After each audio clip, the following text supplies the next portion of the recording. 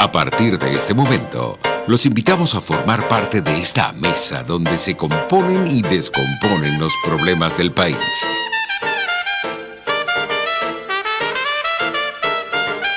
RCR presenta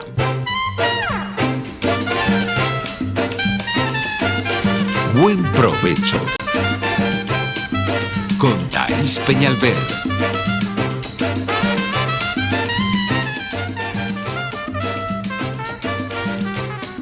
Buenas tardes, maravillosa audiencia de Radio Caracas Radio. Sí, buenas tardes, porque si hay algo que tenemos que tener en cuenta presente es no olvidar los modales.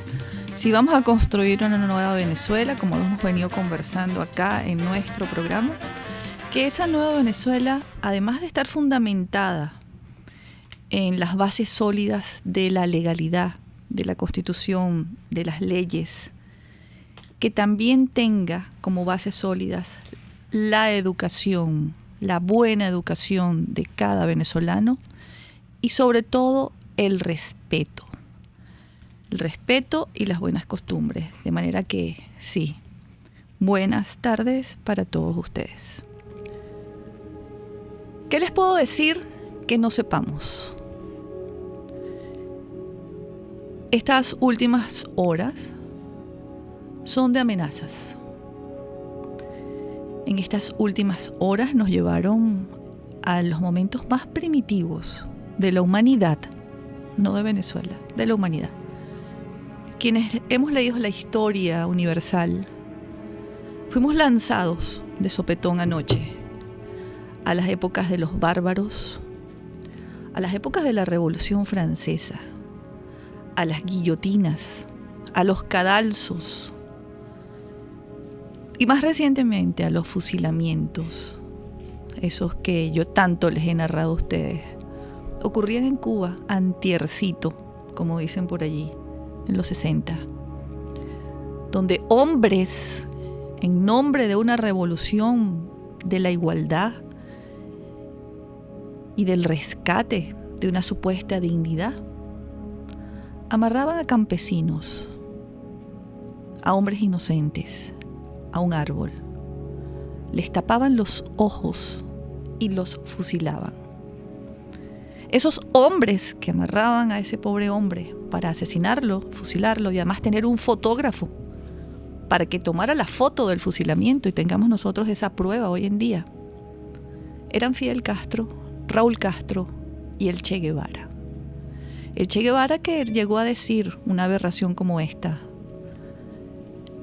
que había perfeccionado los fusilamientos, como si un crimen se pudiera perfeccionar. Lamentablemente para Venezuela, muchos venezolanos veneran a esos criminales. Hasta cartas públicas les escribieron, recibiendo con honores al magnífico Fidel Castro. Ahí está la tara, la izquierda decimonónica. El comunismo del tercer mundo, nada más patético, mediocre que eso. Ahí está el silencio.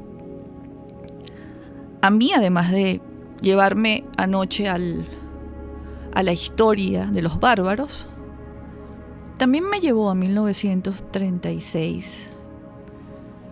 Me llevó también a la Venezuela aquella donde en ese mismo hemiciclo, ese lugar donde anoche la barbarie pedía paredón, ocurrió uno de los eventos más maravillosos para Venezuela. Ahí se parió la primera constitución democrática en la constituyente de 1947-48. Allí donde estaban sentados los bárbaros, y me conmueve, estuvo sentado Andrés Eloy Blanco.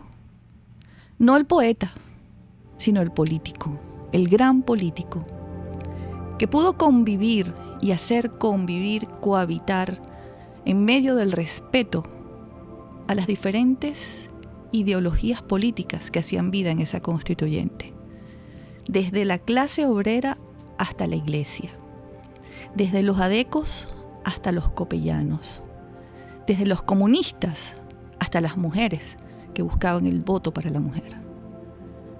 Allí nació la primera constitución democrática de Venezuela.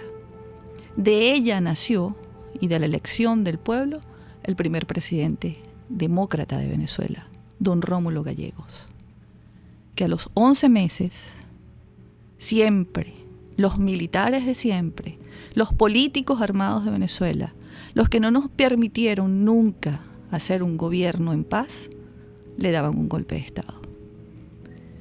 Las instituciones de las que tanto les hablo, las formas, el respeto a esas instituciones, es como debemos comenzar a construir a Venezuela. Ese hemiciclo que anoche fue bañado de lo peor que puede tener un ser humano, que es la venganza y el deseo de la muerte, había nacido en Venezuela. Ojalá te lo tengamos presente cuando en el porvenir, que está por venir, podamos construirla sobre las bases, digo, del respeto, de la institucionalidad y de la grandeza de ese espacio que anoche fue mancillado.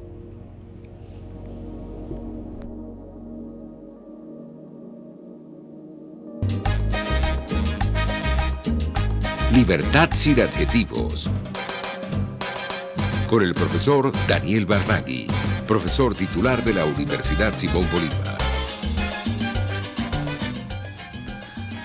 Bueno, pero no está el profesor Daniel Barnaghi. Hemos tenido un pequeño errorcito acá, pero es que él viene en camino. Él viene llegando. Y mientras lo esperamos, no quiero esperar un segundo más para presentarles a nuestro invitado de hoy. Hablando de institucionalidad, hablando de respeto, hablando de lo que tiene que ser el país de mañana. Y es que esto que estoy diciendo es una cosa cursi para muchos venezolanos y además se desacostumbraron también a esto. Pero es lo que tenemos que ser, es lo que tenemos que construir. Yo admiro profundamente a mi invitado de hoy, a nuestro invitado, porque también es invitado del profesor Daniel Barnaghi. Lo admiro porque sueña, lo admiro porque quiere un mejor país, lo admiro porque se atreve a escribir ese país que quiere, esa Venezuela. Habla del deber ser, habla del país de los sueños de todos, habla del respeto, de la igualdad, habla de cómo deben funcionar las instituciones, habla de ese servicio público que es sagrado, servirle al país es sagrado. Así debe ser el servicio público de cada empleado, desde el presidente de la República hasta el último. Y sin más preámbulo, quiero traer con nosotros a José Antonio Perela, administrador de empresas, piloto, amante de la cultura y autor del libro Ellos vivieron en el país por venir. Bienvenido. Bienvenido, bueno, José Antonio, a este programa. Qué bella tu novela, qué bello tu libro, qué bello el mensaje. Bueno, muchísimas gracias, Thais, por esta invitación. Estoy honrado de estar aquí. Creo que no solamente RCR es una ventana sólida de libertad. Creo que dentro de los programas de aquí, el tuyo es un aporte extraordinario de educación, de cultura y de razonamiento justo y válido en estos momentos tan oscuros que estamos viviendo. Gracias por estar aquí, gracias por la bonita introducción que me hiciste. No, bueno, gracias a ti por escribir este libro, porque voy a leer la contraportada. Dice que sucede en la Venezuela de los años 30. Bueno, eso fue una interpretación que hizo mi querido amigo Álvaro Benavides. En realidad esa Venezuela que yo describo allí es 15 o 16 años después de empezar el proceso de reconstrucción. Él quiso pensar, y todos quisiéramos pensar, que va a ser en los años 30, ojalá que sí. Pero bueno, puede ser un poquito después. Bueno, y está escrita en 2 tiempos la novela. Está escrita en varios tiempos. En varios tiempos. En varios tiempos. Okay. La novela se desenvuelve en ese país que yo llamo el país por venir. ¿Se desenvuelve aquí en Venezuela? En Venezuela, sí, Okay. claro.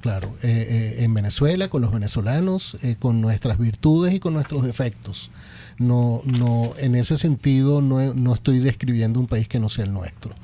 Y sí, es una novela, decidí hacerlo vía novelada, y los personajes que son los protagonistas de la novela, típicos personajes primarios y secundarios, transcurren sus días y sus vicisitudes y sus experiencias en ese país en el que yo sueño, en el que yo sé que tú sueñas y en el que estoy seguro que todos, el 100% de los venezolanos que estamos aquí soñamos.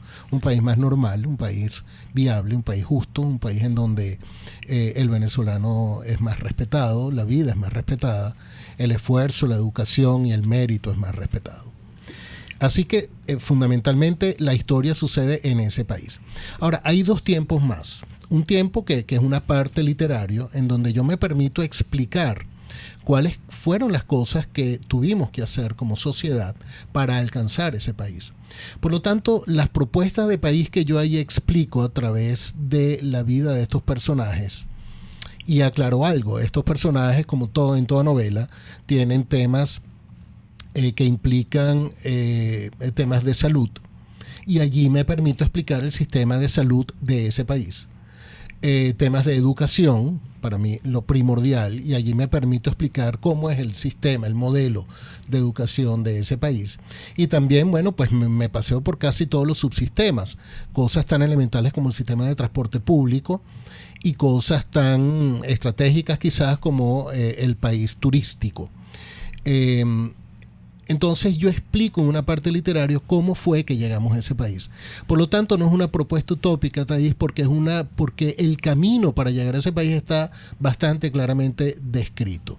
Y el tercer tiempo, por supuesto, tercer y cuarto tiempo, habla del pasado. Claro, en el 2030, en el 2028, en el 2032, cuando sea, lo que estamos viviendo hoy, en el 2015, 16, 17, 18, 19 es el pasado y claro que tengo que referirme a lo que estamos viviendo ahora y lo hago de una manera absolutamente crítica. Intento y creo que logro guardar el respeto generalizado, pero sí soy incisivo y soy duro, porque yo creo que nada será diferente si no aprendimos la lección de lo que estamos viviendo y no entendimos, en primer lugar, los motivos que nos trajeron a esta revolución y en segundo lugar, el daño que este proceso le hizo a esta sociedad.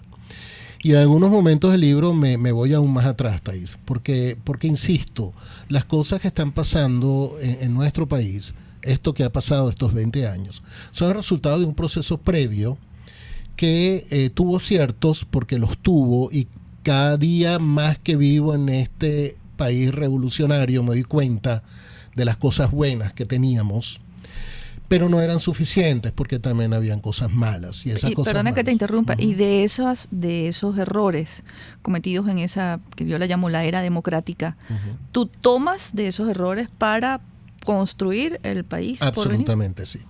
Yo tomo de esos errores, evidentemente tomo de la desgracia que estamos viendo ahora, y metabolizados y con una sociedad sanada, más saludable, pero no olvidada, construimos un país diferente al que tenemos ahora.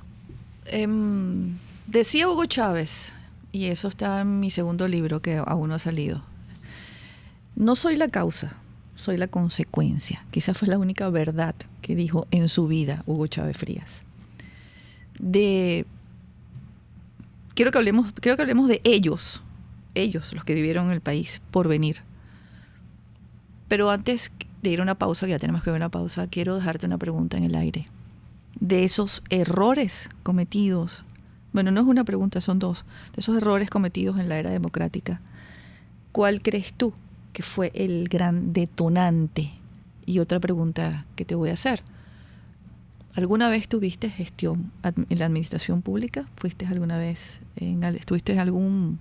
alguna empresa del Estado o en el gobierno, en los gobiernos de la era democrática? Vamos a una pausa, amigos. Estamos con nuestro invitado de hoy, José Antonio Perella, autor del libro Ellos vivieron en el país por venir. ¿Qué estamos soñando? Un país donde quepamos todos. Porque a muchos se les olvidó que en aquella democracia cupimos todos. Ya volvemos.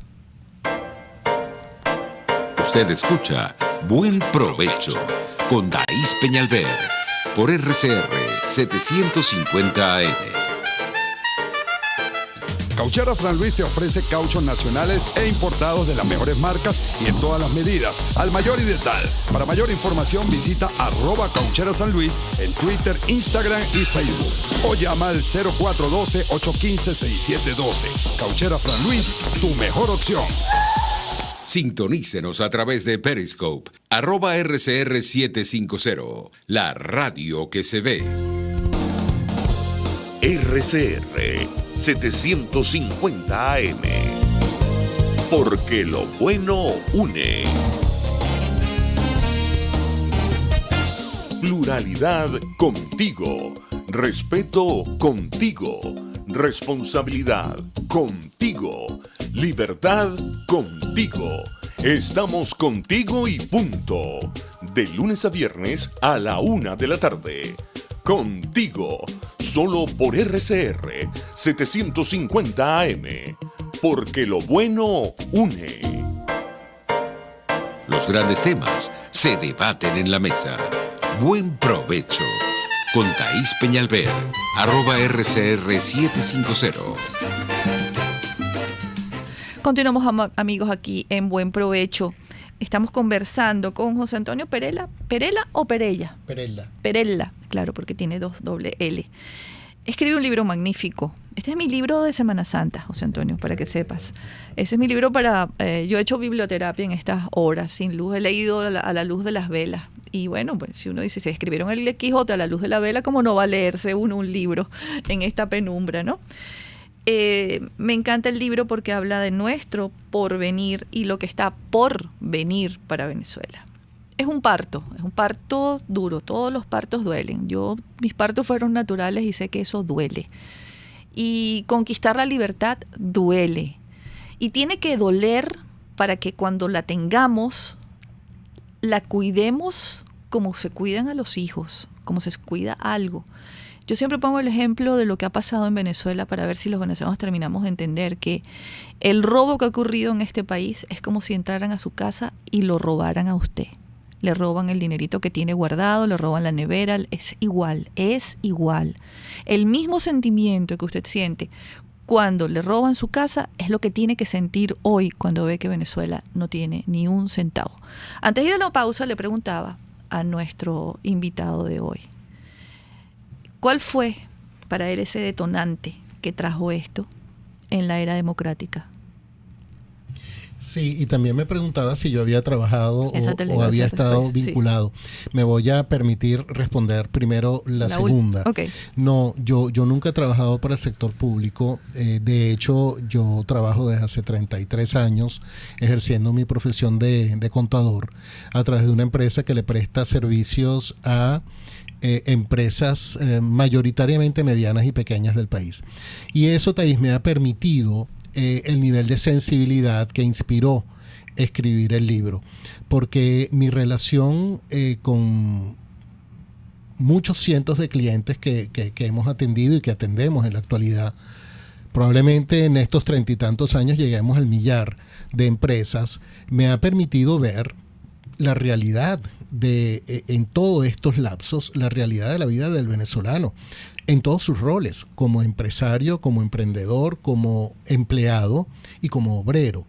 Porque las dinámicas que suceden en las empresas, vistas desde el punto de vista del contador, que desarrolla una relación muy cercana con el propietario o con los gerentes de la empresa, porque uno se termina convirtiendo en su asesor y un poco más, también en su confesor a veces, tratando temas fiscales, tratando temas legales, tratando temas societarios o conflictos con los trabajadores, pues tú te vas dando cuenta de todo lo que el empresariado venezolano ha tenido que enfrentar durante tantos años. Y esto me trae un poco a hacerte algunos de los comentarios de mis profundas críticas de los años previos a la revolución, que es el periodo democrático al que tú te refieres.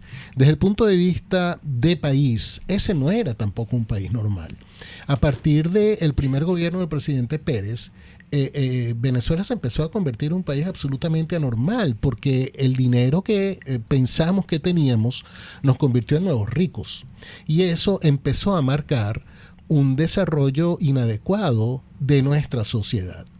Y esto lo puedes llevar a una familia. Cuando una familia no está lo suficientemente bien formada y educada, o por lo menos no ha sido beneficiada con... Perdona que te interrumpa, ¿quién forma a la familia?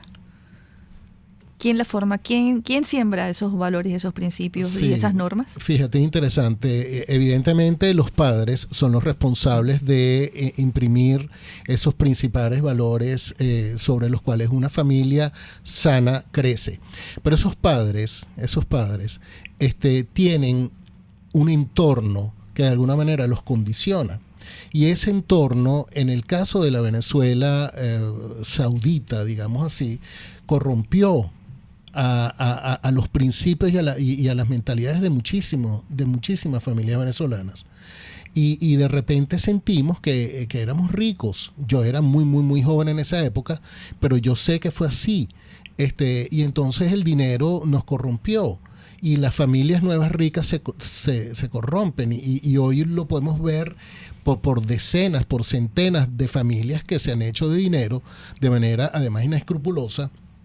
Y tú los ves manifestándolo de manera totalmente inadecuada. Yo creo que eso sucedió mucho con la sociedad. Eso por un lado. Por otro lado, yo tengo una anécdota que voy a tratar de contar muy rápido. Tienes todo el tiempo del mundo. Gracias. El programa es tuyo. Gracias. Empezando yo mi ejercicio profesional, yo era muy joven y trabajaba para esta empresa de contabilidad. Yo tenía un cliente asignado que se dedicaba a importar repuestos automotrices. Y era un señor además peruano, yo lo recuerdo, un cholo con aspectos indígenas. Era un señor peruano que había emigrado de una Perú invivible y se había instalado en Venezuela, y a mí me consta, con mucho esfuerzo él montó su empresa, y era una empresa además muy organizada, muy bien estructurada. Era un señor muy serio. En las épocas de Jaime Lucinchi, el gobierno, con todo el conflicto cambiario que tenemos desde hace ya tantos años en este país, decidió no reconocer las cartas de crédito. En aquella época tú ponías tu orden de compra en tu proveedor en el extranjero y el proveedor pedía una carta de crédito que le garantizaba que cuando despachase en el puerto de origen los productos que tú compraste para Venezuela, en el momento en que él mostraba lo que se llamaba el BL, el banco, siguiendo la instrucción de la carta de crédito, le iba a pagar la deuda. Bueno, todos los procesos de importación del país en aquella época eran a través de cartas de crédito.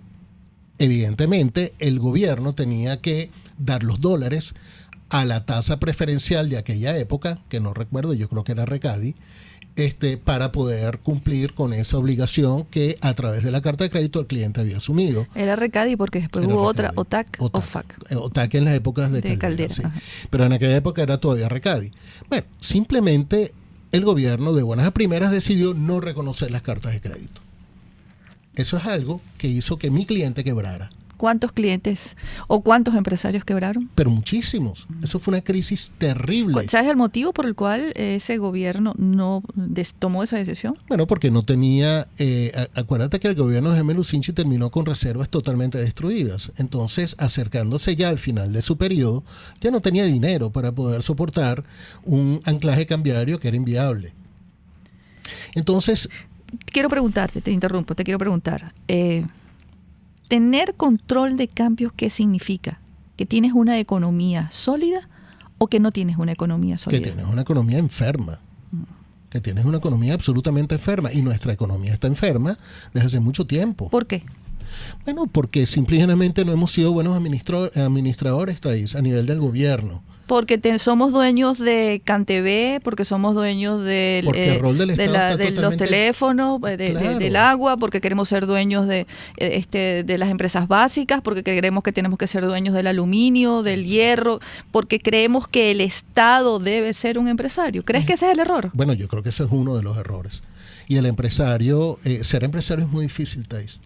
Yo he sido empresario durante 35 años, yo he emprendido, yo veo a todos mis clientes y es una labor extremadamente compleja. Es extremadamente compleja, no es fácil. Tienes que tener muchas capacidades y el Estado no las tiene. Además, bueno, lamentablemente en un país abollante de dinero fácil, que fue lo que a partir de los años 70 nos dio el petróleo, dinero relativamente fácil, pues la corrupción sale a flor de piel. ¿De qué se ocupa el Estado en el país por venir? Mira, es un Estado pequeño. Y yo hice un énfasis importantísimo. De hecho, menciono la cantidad de empleados públicos o de empleados en total que deben depender del Estado, y estamos hablando de probablemente el 15% de lo que actualmente tenemos. Yo no veo un Estado con más de 500.000 trabajadores. Tú estás hablando de ese Estado que cree que puede ser empresario y que no lo es, y del derroche. Y yo también te voy a contar una anécdota muy breve, muy breve. Cuando yo trabajaba en el extinto Congreso, tuvimos que ir a hacer en comisión, a investigar los pozos de la muerte en el estado Zulia, que ocurrían en el río de Oro que divide a Colombia con Venezuela. A la orilla del río, del lado de Venezuela, habían pozos. Los pozos de la muerte eran entierros de personas que no se sabían quiénes eran, pero allí estaban operando 3 grupos policiales, supuestamente para evitar el ingreso de la guerrilla. La guerrilla tiene años aquí en Venezuela. A mí me dieron en el habilitado, como se llamaba en ese momento el lugar, la caja, me dieron mi boleto de avión junto con los diputados que iban y el equipo de investigaciones, y me dieron unos viáticos para mis gastos, para mi desayuno, almuerzo, cena, porque eran 3 días. Nosotros llegamos al aeropuerto, nos recibió en aquel momento la gobernadora era Anita Anillar de Castro, nos recibió en el aeropuerto, entonces ahí no tuve que pagar taxi. Nos recibieron en un hotel. Ese hotel no lo pagamos, lo pagó la gobernación. Nos invitaron a los desayunos, que sí, con los ganaderos, el almuerzo con la gobernadora, la cena con los productores de los plátanos, me acuerdo de aquella época, y así transcurrieron nuestros días. Al regresar, yo solamente había consumido mi boleto de avión y el dinero que me habían dado estaba intacto. Fui al habilitado a devolverlo y encontré que allí no había una planilla de devolución de viáticos, que eso no existía. Tuve que redactarla yo. ¿A ese derroche te refieres? Bueno, sí, es un ejemplo maravilloso, y eso no es un tema eso no es un tema gobiernero, eso es un tema que afectaba al venezolano. Por supuesto, ese dinero no es mío. Porque yo me imagino que las empresas privadas, bueno, me imagino no, yo sé que en las empresas privadas eso sucede. Y yo también sé que muchísima gente... Ajá, eso sucede. En una empresa privada, tú sales de viaje, te dan tus viáticos y tú tienes que responder recibo por recibo todos los gastos que has hecho y devolver lo que tienes. Bueno, cuando el protocolo exige que sea así, que es en mi opinión el deber ser, pues sucede de esa manera. Claro, últimamente no hay factura hasta ahí, ¿no? Entonces, bueno, al final que una empresa te emite una factura es cada vez más un acto escaso. Pero la tendencia es esa. ¿Cuánta gente no recibe viáticos para un viaje al extranjero, de empresas privadas, ojo, para un viaje al extranjero, y busca la manera de quedarse en casa de un amigo, busca la manera de comer más barato o de que alguien lo invite, y se convierte ese viático además en dólares, un ingreso extraordinario adicional? Sí, eso es parte de la idiosincrasia del venezolano. Eso es parte de lo que queremos en el país por venir, eliminar. Queremos eliminarlo, pero sí. Pero Claro eso no está en el ADN, no está en la psiquis. ¿Cómo hace? Y aquí es donde yo digo que este libro no es utópico, porque yo no pretendo que todo eso deje de existir. Yo no pretendo que la corrupción deje de existir, porque lamentablemente, ojo, no es un daño del venezolano. La corrupción es un daño espaciado por todo el mundo, hasta las culturas milenarias sufren de eso, y yo no pretendo que flagelos como por ejemplo el narcotráfico deje de existir, porque yo no puedo pretender que ese país por venir será un país perfecto, porque nada más alejado entonces a la realidad, y le bajaría seriedad a mi propuesta. Es un país en donde todos los venezolanos salimos todos los días a trabajar para generar nuestro sustento. Pero lo fundamental es que el trabajo nos va a remunerar para nosotros poder generar nuestro sustento, y no solamente nos va a generar las posibilidades de nosotros poder evolucionar, para nosotros poder progresar. Es un país más normal, en donde la competencia es importante. Es un país en donde, y probablemente es mi principal sueño, donde el venezolano va a elegir si va a una clínica pública o privada. Y esto es algo que tuvimos, Thais. el sistema de salud de Venezuela, Sí. uno de los mejores del Esto mundo. es algo que tuvimos. Y de los primeros años de la democracia comenzó a instaurarse un sistema de salud Y eso es algo pública que yo quiero... que otros países han copiado, por cierto. Así es, y eso es algo que tenemos que rescatar, fíjate, allí no hay que inventarlo todo, allí es que rescatar algo que tuvimos en el pasado en el sector de salud pública. Te cuento una anécdota personal también con respecto a mi educación de bachillerato. Yo estudié en el Colegio San Ignacio, pero yo tenía un amigo que era probablemente mi mejor amigo, que obviamente ahorita ya no está en Venezuela, obviamente porque muchos de ellos ya no están en Venezuela, que él estudió en el Liceo Urbanés H. Paul. Y yo estudié, yo nací en el 61, esto fue en principios de los años 70. La educación de mi amigo, yo me atrevería a decir que fue tan buena, yo no diría mejor, como la mía en el Colegio San Ignacio. Habían liceos insignes en nuestro país. Andrés Bello. El Andrés Bello, el que queda en Chacao, por Dios. Habían... Gustavo Herrera. Gustavo Herrera. Que es un modelo copiado de las escuelas de los colegios, la escuela pública de Bélgica, ¿sabías eso? No lo sabía, pero fue un liceo modelo, por eso tenía todas esas estructuras que tenía. Quien lo diseñó aquí, o quien lo ejecutó el plan, así como el plan de manejar a la gente en el metro de Caracas, que fue un plan diseñado por psicólogos, sociólogos y una cantidad de expertos, por eso era otro mundo el metro de Caracas. El modelo fue traído, el del Liceo Gustavo Herrera, fue traído de Bélgica y funcionaba con profesores que habían ido a Bélgica a formarse para implementar ese modelo y que todos los liceos de Venezuela fueran así.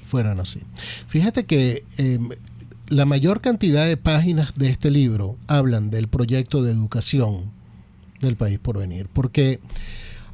si hay algo en lo que sé que tú y yo estamos de acuerdo, y probablemente muchas otras cosas más también, es que no habrá un mejor país. No habrá. No importa el dinero que se le inyecte, no importa los políticos que tengamos, no importa la paz social que podemos tener, no habrá un mejor país si no tenemos una mejor educación. No, pasa por allí. Sin eso es imposible y en eso estamos de acuerdo.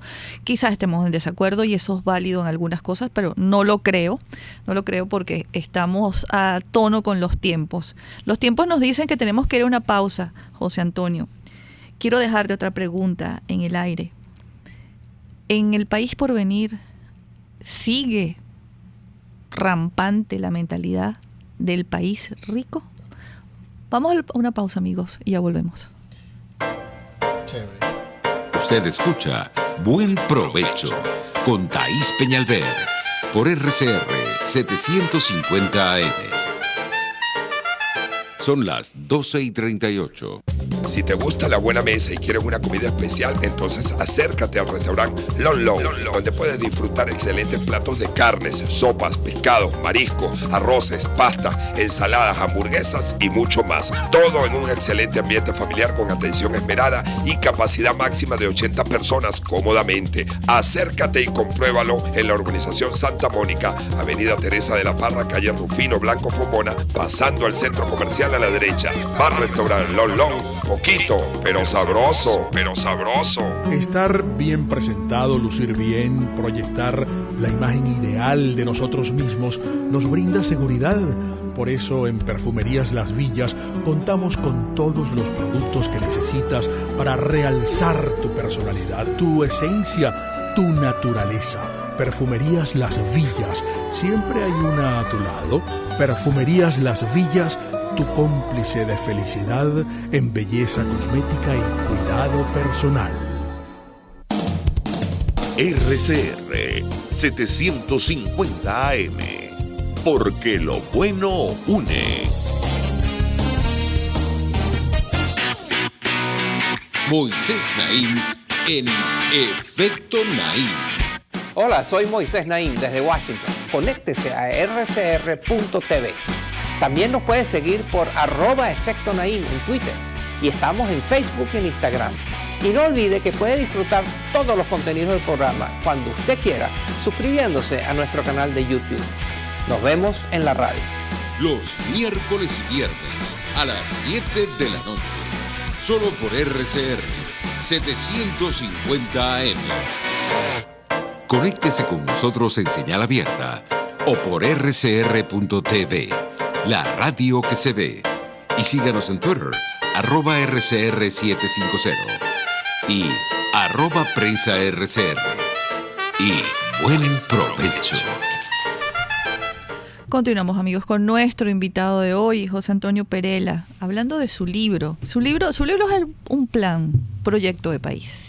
Y uno quiere para su país, o que su país sea, si uno tiene una vida tranquila, moderada, de estudios, rodeados de amor, con una familia bonita, pues uno quiere que su país sea así. Entonces, José Antonio se atreve a escribir un libro esperando que su país sea así, en un futuro muy cercano. Pero para llegar hasta allá, nosotros, como todos seres humanos, y bueno, la suma de 30 millones de seres humanos es la suma de muchos errores y muchos comportamientos que son errados, hay uno que ha sido una constante en Venezuela, y es que somos un país rico.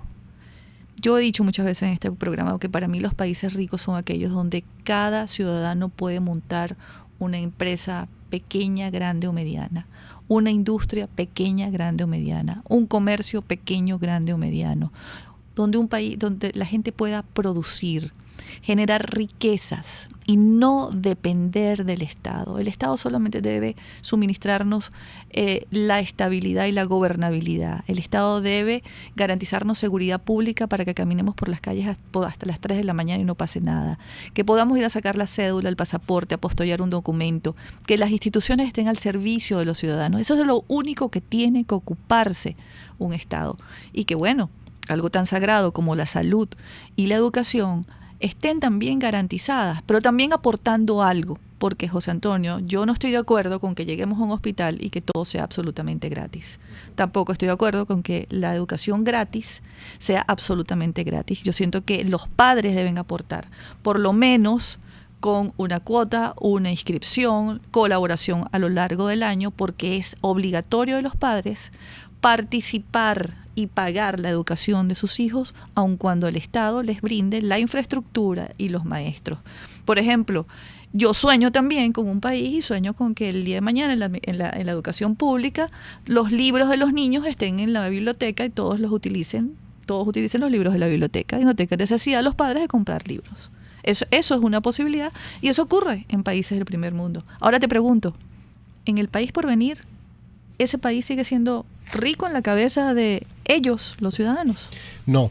De hecho, esa es una de las propuestas fundamentales. El ser humano, el hombre, utilizando un lugar común lamentable, el hombre nuevo del país por venir, tiene que ser un hombre austero, muchísimo más consciente de lo que tiene y de lo que puede dejar de tener. Y sabes, Thais, yo creo, hay personas que creen que una de las cosas más difíciles de recuperar en el país va a ser el ser humano desde el punto de vista social o a la sociedad como un grupo. Y sin duda, yo estoy seguro que desde el punto de vista económico Venezuela tiene los recursos para recuperar a una velocidad importante, por lo menos los niveles básicos de convivencia. Pero desde el punto de vista humano, yo estoy seguro que también, porque todo esto que estamos viviendo, ojo, y que estamos viviendo todos los venezolanos, no importa su nivel socioeconómico, su proveniencia o incluso su nivel de educación, todos los venezolanos estamos sufriendo muchísimo.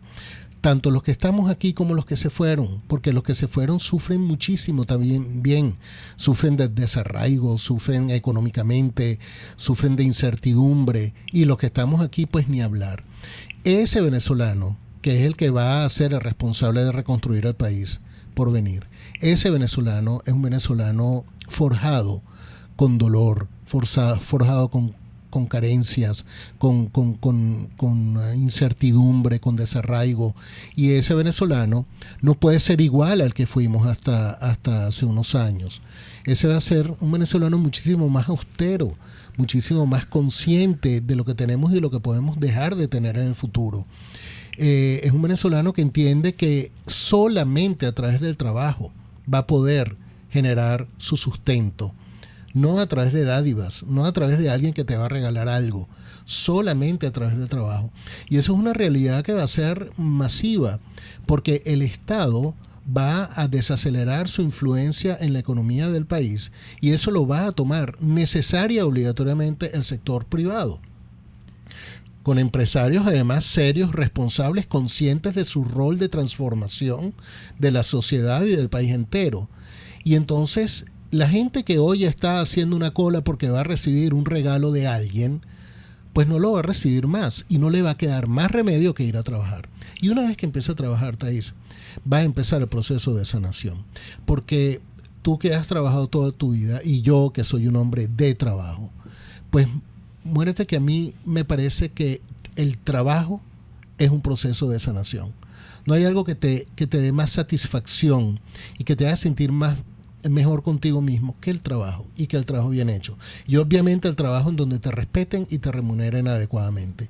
Si nosotros en Venezuela damos las condiciones para la generación masiva de puestos de trabajo dignos, en donde además el empresario tiene que asumir un rol de transformación de la sociedad, en donde el espacio de las personas en la empresa, que es la mayor cantidad de horas del día, también sea aprovechado para recibir educación de cómo ser un buen ciudadano.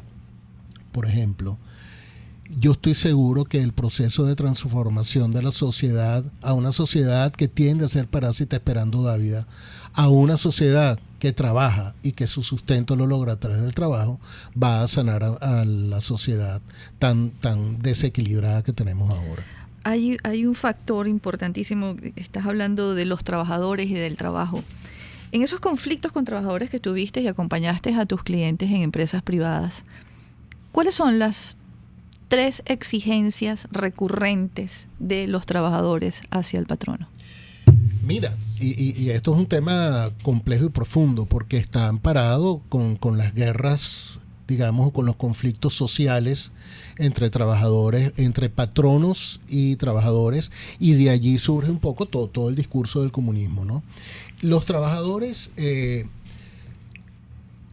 todas las ocasiones buscan trabajar menos, ganar más y tener mejores beneficios. Y el problema está en que ese es un discurso que se hace a veces a espaldas de las posibilidades reales de la empresa. Pero por el otro lado, también, Thais, y esto es parte del motivo de por qué estamos donde estamos, en Venezuela y en el mundo han habido empresarios que ven una visión totalmente contraria, que pretenden de sus trabajadores trabajar lo más posible, pagándole lo menos posible y dándole la menor cantidad de beneficios posible. Entonces, la evolución de un mejor país en Venezuela pasa por un entendimiento de que todos tenemos que beneficiarnos. Y por una ley del trabajo, una reforma total de la ley del trabajo que sea equitativa. Ni el trabajador flojo, ni el patrono explotador. Eso está en el país por venir. Y eso está en el libro y además está súper detallado. Ahí yo propongo con cierto nivel de detalle una reforma de la ley del trabajo. Así es. Por eso te lo estoy diciendo. Vamos a una pausa. Porque aquí también hay una ley del trabajo que nos dice que tenemos que irnos rigurosamente a la hora y al regreso. Vamos, en los pocos minutos que nos quedan, José Antonio, a hablar de tu libro, a quién se lo dedicaste y un mensaje para los venezolanos. Ya volvemos, amigos. Análisis, opinión, entretenimiento y mucho más. Escucha Buen Provecho con Thais Peñalver por RCR 750 AM. Puedes seguirnos en nuestras redes sociales. En Twitter, @RCR750, la radio que se ve. Superar una lesión es trabajo de profesionales. La unidad de cirugía articular y medicina deportiva Haroldo Macareño y Guillermo Rangel cuenta con el mejor equipo de traumatólogos en medicina deportiva, cirugía artroscopia y reemplazos articulares. Ubícalos en la Policlínica Metropolitana o al 0414-305-8176. Superar tu lesión es nuestro compromiso. Pluralidad contigo. Respeto contigo. Responsabilidad contigo. Libertad contigo. Estamos contigo y punto. De lunes a viernes a la 1 de la tarde. Contigo, solo por RCR 750 AM, porque lo bueno une. Los grandes temas se debaten en la mesa. Buen provecho. Con Thaís Peñalver, @RCR750. Continuamos, amigos, con nuestro invitado de hoy, José Antonio Perella, y su libro magnífico que se los recomiendo, Ellos vivieron en el país por venir. Yo creo que Semana Santa debe ser una... Bueno, yo lo voy a hacer, yo se los recomiendo, es mi propuesta para ustedes. A quienes dedica el libro, a los venezolanos, todos lo conseguimos en la primera página. A quienes también le dedica el libro, voy a leer. A mi compañera de vida, quien es mi contacto con el planeta Tierra y mi vaso comunicante con la realidad, mi esposa. Todo lo que acá comunico es el resultado de un sentimiento que junto a ella, cada día y cada noche de esta maravillosa vida juntos, hemos estado. A mis hijos, porque ellos son mi inspiración. A mi familia toda, los primeros tan míos y los de después tan queridos. A mis colegas, fieles y dedicados colaboradores en la práctica. Sin ellos nada hubiera sido posible. Al pequeño grupo de amigos y profesionales que desinteresadamente ayudaron con su conocimiento y talento a darle el sustento teórico que esta obra demandó. Esta dedicatoria de José Antonio Perella, nació en el 61, es un reconocido profesional que se ha desempeñado en el área de la consultoría empresarial, colaborando activamente con cerca de 1 millar de medianas y pequeñas empresas venezolanas y sus líderes, en su evolución hacia las mejores prácticas en materia contable, administrativa, tributaria y en el área de gestión humana. Y me voy a tomar la libertad, con el permiso de mi audiencia, de leerles la dedicatoria que también me han hecho a mí, para la muy respetada y admirada Thaís Peñalver, esperando que podamos compartir en este país por venir. Así será, José Antonio, así será. Para eso estamos aquí, estamos en Resistencia, estamos dando la cara. Estos programas son una provocación para la barbarie. Hablar del futuro, hablar de lo que queremos para Venezuela, soñar con un país de libertades, donde impere la Constitución, que sea solamente la Constitución y que nunca más nada ni nadie esté por encima de ella. Que nos amparemos en el marco, en el manto del marco legal de un país. Que cada venezolano se respete a sí mismo primero para que después pueda respetar a los demás. Te doy 2 minutos para que despidas con un mensaje a nuestra audiencia. Sé que nos quedaron muchas cosas, pero están abiertos estos micrófonos y este programa para seguir hablando de tu libro, porque aquí hay un tema que me interesa, los cuerpos de seguridad del Estado, que están muy bien relatados aquí. Yo la verdad es que no quisiera que este programa y este libro fuese una motivación de conflicto con quienes hoy ostentan el poder. Yo quisiera más bien que fuese una inspiración. Yo no puedo entender que alguien no esté de acuerdo con este país que yo aquí describo. No lo puedo entender. Que alguien no busque la normalidad de la vida de un pueblo venezolano unido, trabajando para generar su sustento de manera digna y de manera autónoma. Yo no lo puedo creer, que alguien no esté de acuerdo con lo que yo aquí propongo. Ojalá todo lo contrario, esto no sea motivo de represalia, sino sea motivo de inspiración y de acuerdo por unos venezolanos que todos deberíamos querer el bien común de todos los venezolanos. Yo no quiero creer que es verdad que en el siglo XXI, además en este espacio geopolítico tan importante, tengamos un grupo de personas que pretendan dominar a un país entero a través del hambre. No, yo me rehúso a pensar que eso es verdad. Así que todo lo contrario, yo invito a que lean el libro. Está todavía presente en algunas librerías del país. Nosotros imprimimos 2.000 libros, habrán un par de 100, unos 200 libros máximo en todo el país. Ojalá lo puedan conseguir, ojalá lo lean y ojalá lo puedan leer todos, no solamente la mayoría absoluta que sé que nos acompaña en nuestro deseo y en nuestra inspiración, sino todos. en el país, incluso aquellos que hoy pretenden dominarnos. Gracias José Antonio Perela, gracias amigos por acompañarnos el día de hoy. Vámonos con este mensaje. El señor Jesús Manso nos decía: consulte a su entrevistado si dentro de su plan de ordenamiento de la ley laboral contemplaría la eliminación de los benditos sindicatos que solo le sirven a una cuerda de vivos. Bueno, eso lo vamos a responder en el próximo programa, cuando tengamos de nuevo aquí en Buen Provecho a José Antonio Perela. Que les vaya bien, que les sea leve a los que no tienen agua, a los que no tienen luz, a que nos han escuchado por medio de un radiecito transistor con pilas. Reciban mi abrazo y mi solidaridad. Esto no es normal, esto no es sano, esto no es bueno. Que tengan una feliz tarde. Buen día. RCR presentó Buen Provecho con Thaís Peñalver. Síganos en Twitter en @RCR750 y @PrensaRCR. RCR 750 AM, porque lo bueno une.